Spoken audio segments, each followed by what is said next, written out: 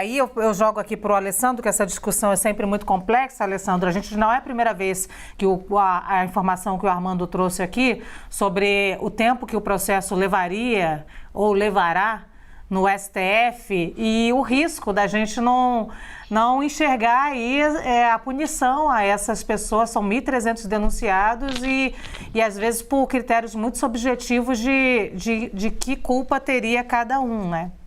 Olha, a gente tem hoje, Luciana, uma situação de excepcionalidade, ou seja, não se trata de uma situação normal, ou seja, o Supremo Tribunal Federal não é todos os dias que o Supremo Tribunal Federal recebe processos nessa quantidade e com respeito a esse tipo de tema que tem a ver, literalmente, não só com dano ao patrimônio público, mas com relação à defesa da democracia, dos princípios democráticos e republicanos do Brasil.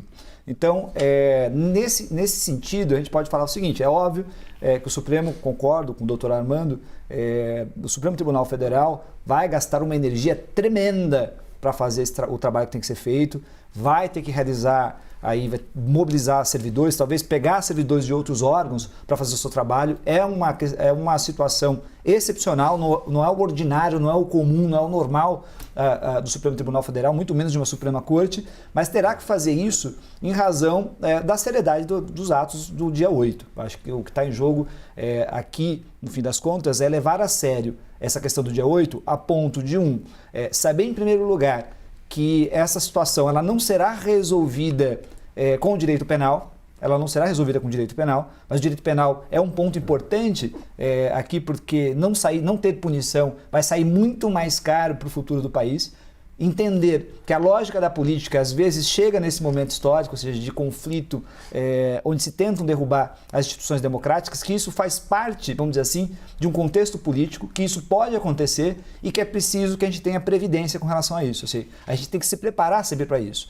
E aí a gente precisa de instrumentos que são anteriores à repressão e nós precisamos também, logicamente, reprimir quando esse tipo de situação acontece. Eu acho que é muito mais caro, né, não realizar esse processo. Desculpa te interromper, mas a gente de vez em quando fala aqui do quanto esse tempo, esse processo levaria, de como isso é absolutamente fora das nossas previsões, né, normais, mas a gente consegue calcular um tempo assim?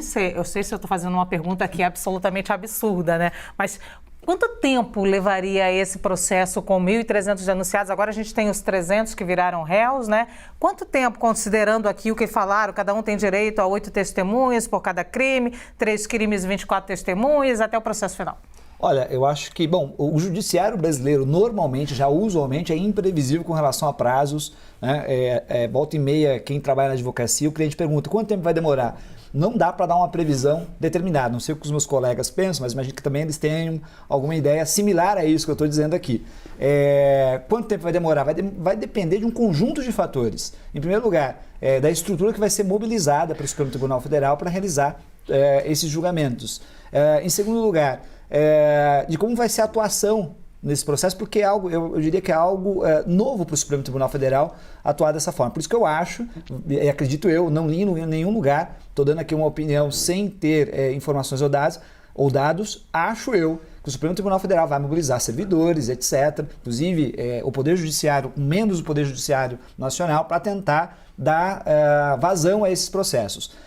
A velocidade é importante porque precisa se dar o exemplo. Contudo, não pode se perseguir pessoas, tem que ter garantia do devido processo legal, tem garantias de defesa, ampla defesa contraditória, tudo isso vai ter que ser metrificado ao longo do processo, porque um processo rápido e também injusto e que viole o texto constitucional não me parece plausível. O importante é buscar as pessoas realmente que organizaram esses atos, os agentes públicos que foram omissos com relação aos atos do dia 8, ao golpe de Estado, que eles sejam punidos exemplarmente e que esse custo que vai ter agora com relação a esse processo, esse tempo todo que a gente acho que não pode prever, não há previsão, né? Pode se dar de uma maneira um pouco mais rápida ou não, que esse custo ele vale a pena, principalmente quando a gente pensa que a gente está falando aqui da democracia, das nossas liberdades, como disse o Lênio, a gente está aqui exatamente por causa disso, né? Porque, por enquanto, a democracia conseguiu se defender e o Supremo Tribunal Federal tem um papel importante com relação a isso.